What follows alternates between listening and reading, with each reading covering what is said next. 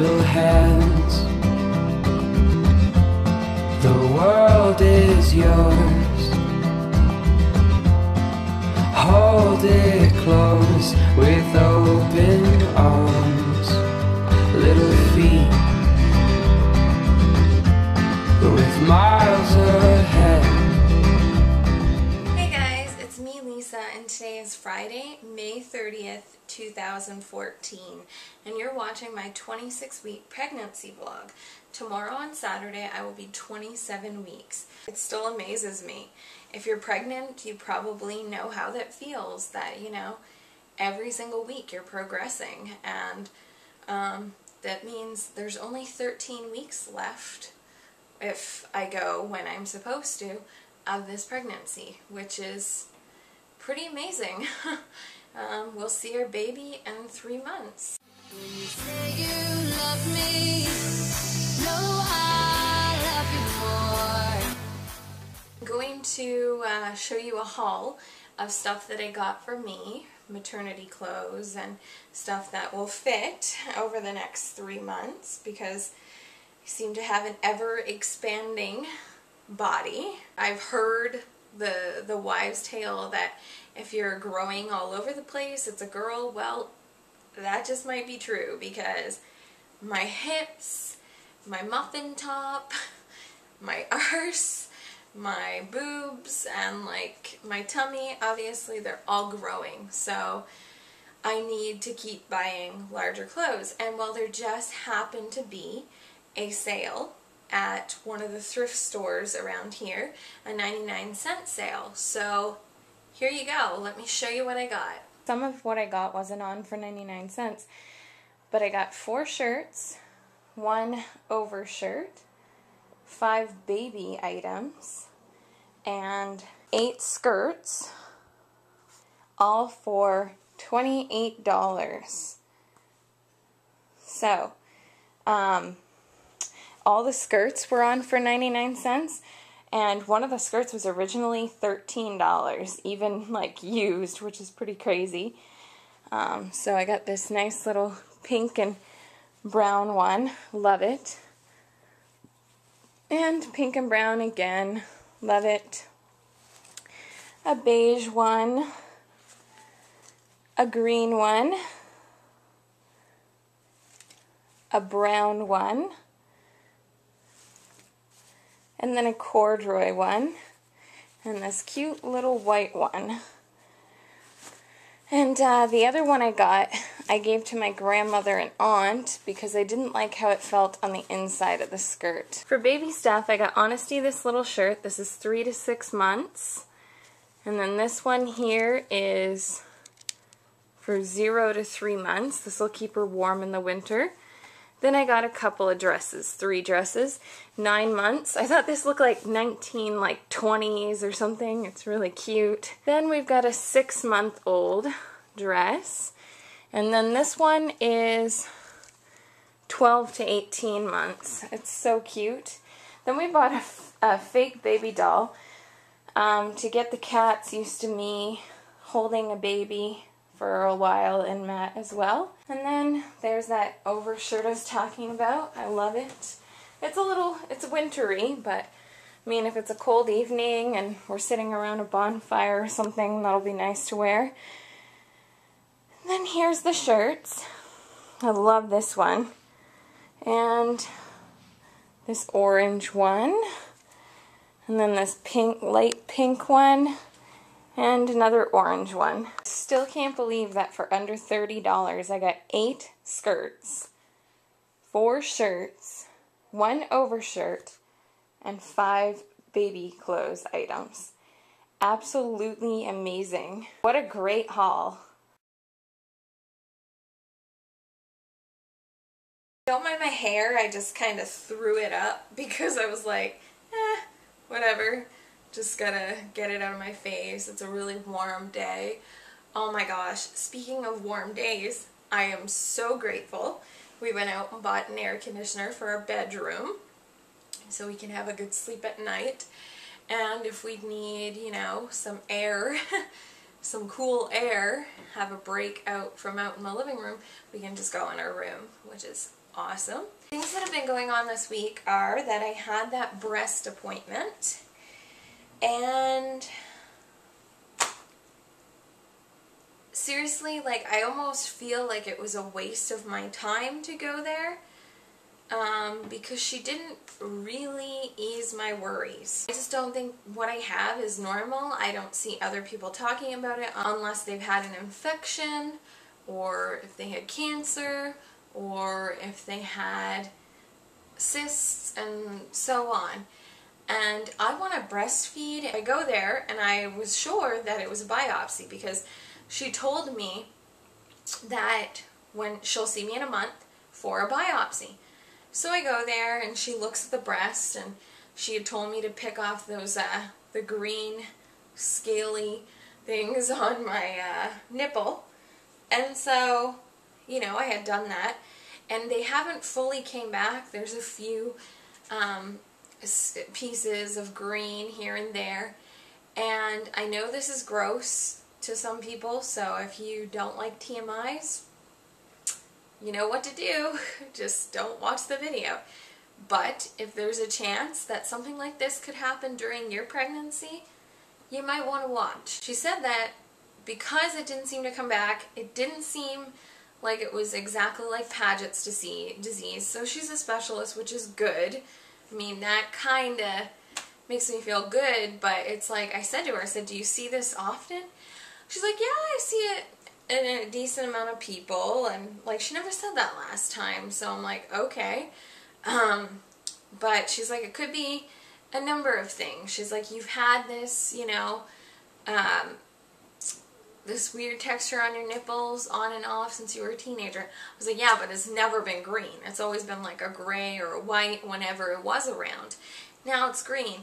She's like, that could just because of the could be because of the pregnancy. And I'm like, okay. And so I'm like, you're not doing a biopsy? She's like, no. And what I'll do is I'll see you in October, and you'll have been breastfeeding, hopefully, if you can, the baby for a couple of months and whatever. And I'm like, okay, well, I'm glad to know that it's not going to affect my baby if I'm breastfeeding her and there's something wrong with me. Like, I don't know. So it just kind of weirded me out that she didn't do any sort of testing, not even an ultrasound or something. And I said, well, how do you explain this swollen lymph node then?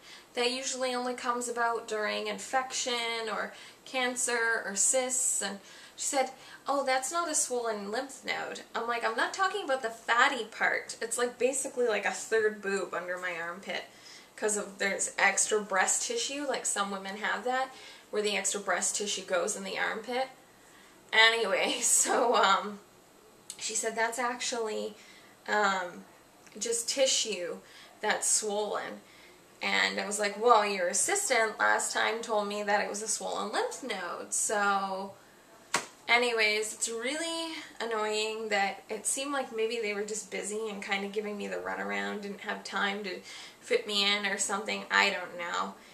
But she's like, oh, that looks so much better now, but I'll see you in October. And I'm like, yeah, but what if that comes back? You know, what if something else goes on? She's like, would you feel more confident coming in before the baby's born? I'm like, yeah, because if there is something wrong with my breasts, I need to know if I'm going to be able to breastfeed my baby safely or not. You know, like, I'd like to be able to plan in enough time if I have to go get formula for my child. Thank you very much. You know, like, I mean, we're obviously going to have some anyway as like a backup in case I can't, or like if I have to have a C-section or something. But it's just, it's so ridiculous. Like, why waste my time just to tell me, oh, that looks so much better. I don't think it's Paget's. I don't think you really have anything too much to worry about. Tell me that last time. You know, don't make us, my husband take time off work, make us go all the way to an appointment for nothing. It really wasted our time. I was not impressed. But at the same time, I was really relieved to not have to do a biopsy, because I've heard, you know, conflicting views. Oh, it hurt like a bitch. Oh, it didn't hurt. Or you know, if you do have cancer, it can spread cancer cells. And I didn't know what, they never told me anything about the procedure. I didn't know what was going to happen. I didn't know what kind of biopsy they were going to do. There's many different types of biopsies. And so I'm like, well, I'm kind of in the dark here. But when she said, you know, she wasn't doing one, I was like, oh, thank God. But I mean, what if there is something serious and we're delaying the inevitable?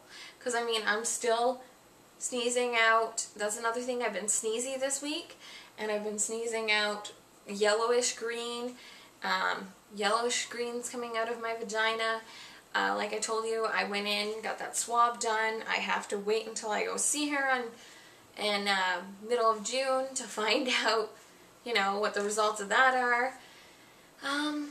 It's a lot of stuff to think about, you know. This week I've been moody, tired, not sleeping at the proper times, of course. I've just been thinking about so much and so worried this week. That's another thing, like worry has been setting in. Not so much about the pregnancy itself. Everything seems to be going well, but me staying up is worrying me. It's like a cycle. I'm worrying, so I can't sleep.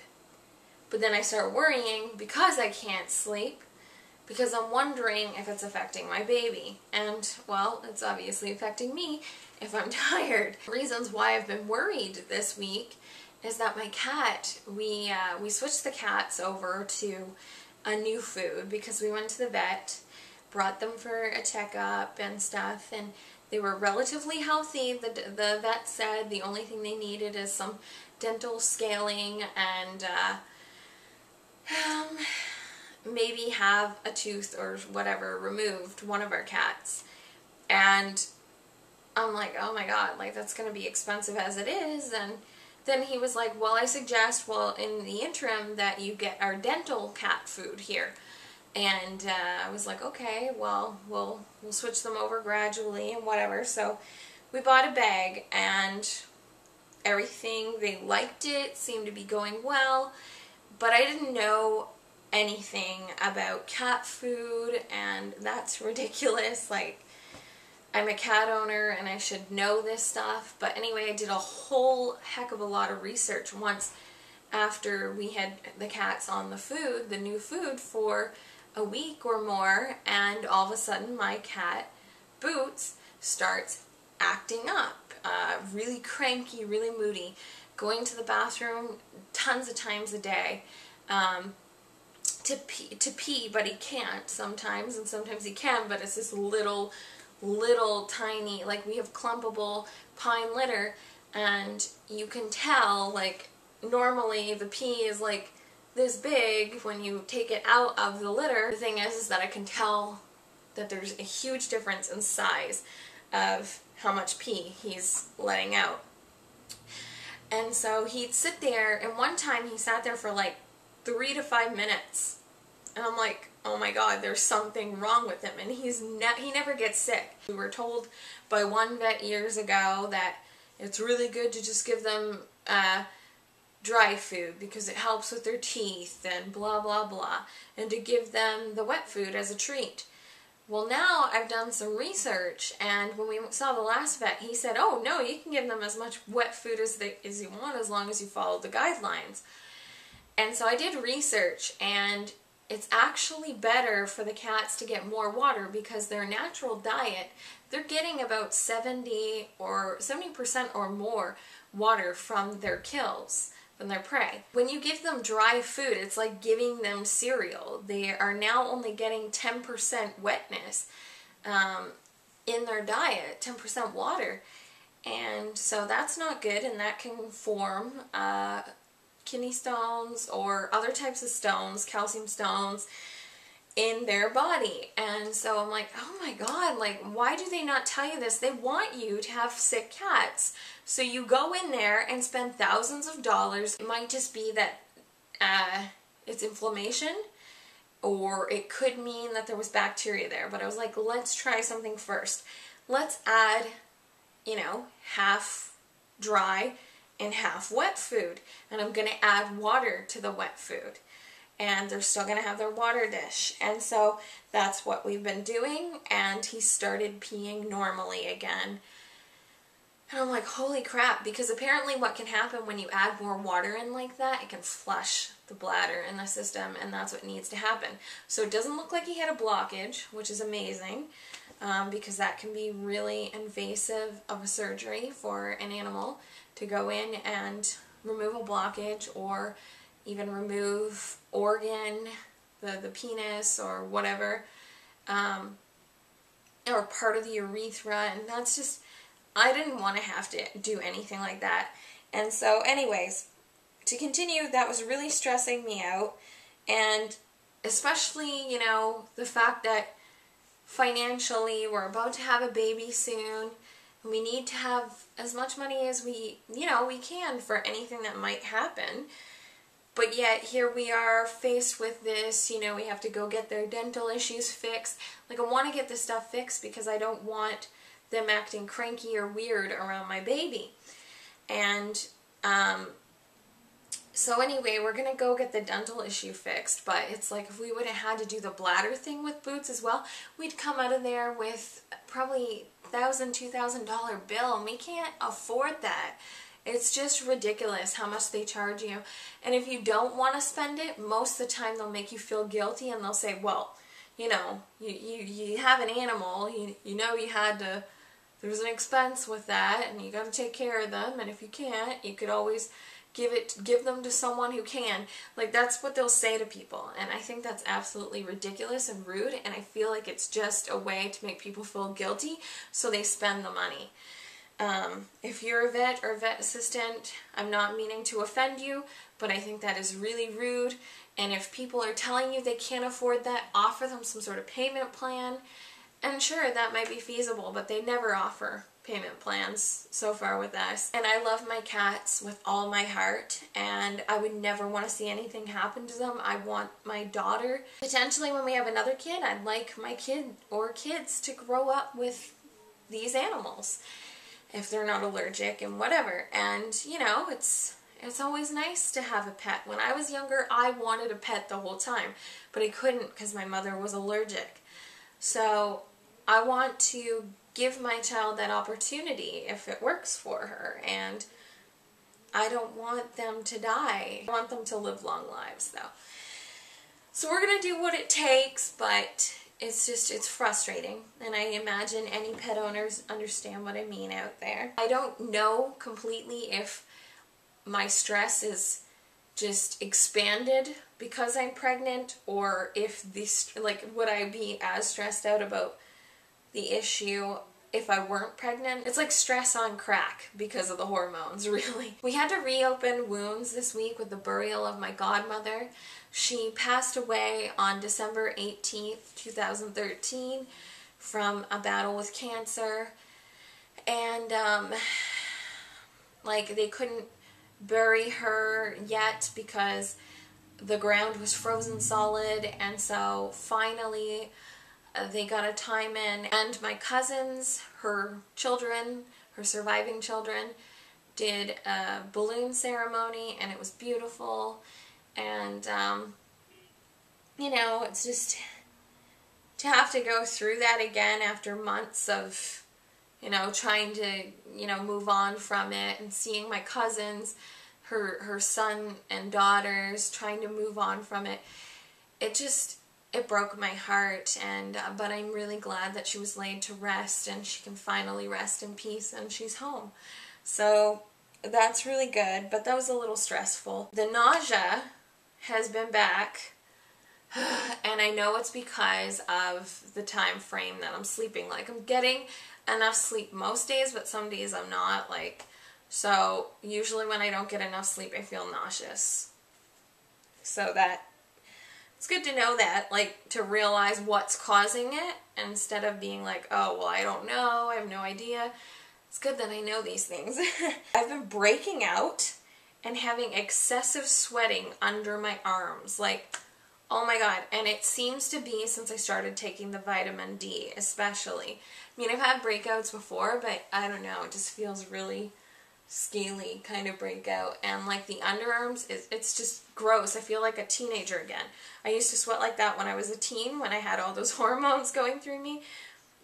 Well, it kind of calmed down throughout the years, and now that I'm pregnant, it's like sweat, big sweat, not stains, but sweat circles underneath my armpits,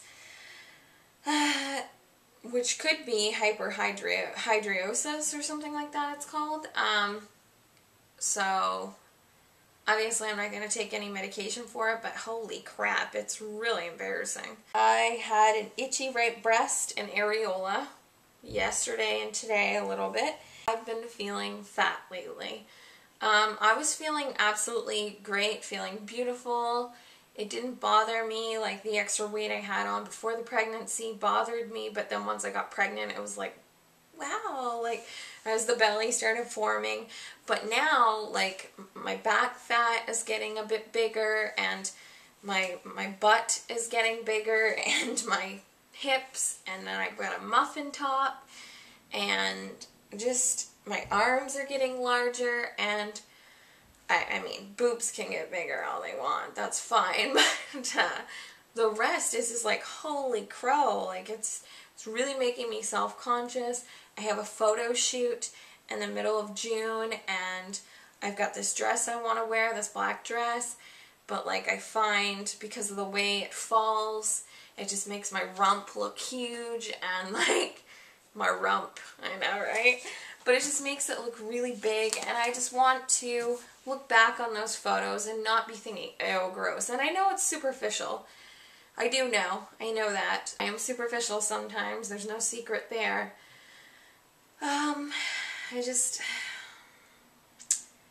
Yeah.